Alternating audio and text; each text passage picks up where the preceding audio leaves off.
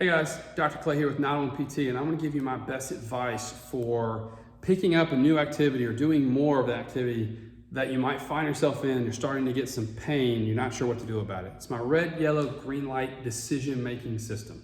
So if you are cycling more, or you just started cycling, or you're running longer, faster than you typically have, or you just started that program, or again, maybe you're doing a different type of workout at home that's different from what your gym experience is.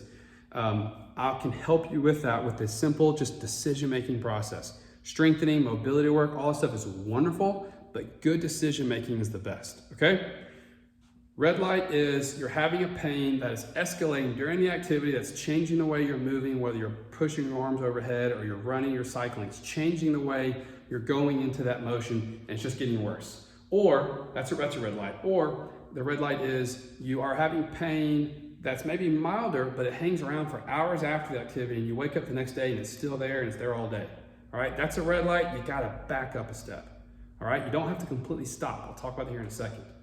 A yellow light is I'm having pain. That's 3, 4 out of 10 maybe. It's a new activity. Yes, I expect to have pain and soreness with that. That's okay. That's normal as your body is adapting to this new or more intense experience of running or cycling, whatever it might be.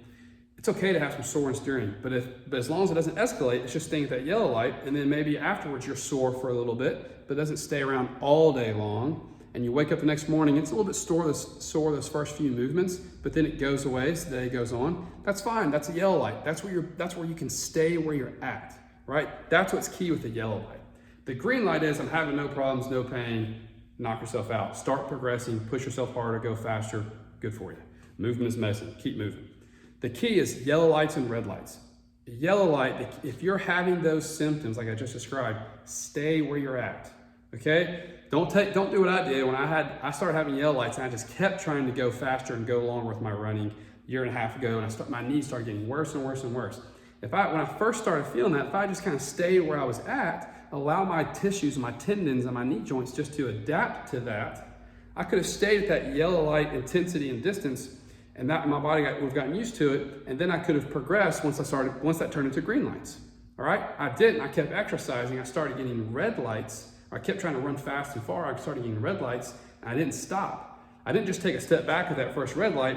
I just kept going faster and kept going harder, and I got more red lights, so it hurt all the time. And then I started trying to pull back, but it was already so irritated and sensitized that I had to pull back completely. Don't do what I did, okay? The key is if you're having yellow lights, listen to your body, stay there. Don't try to push yourself harder with an AMRAP. Don't try to push harder in cycling or run faster. Just stay where you're at, allow your body to adapt. If you don't do that and you start to get a red light, take a step back to the prior level. So if you're running 3 miles and you started getting that pain like a red light all the time, back up to where you felt fine at 2.5 miles.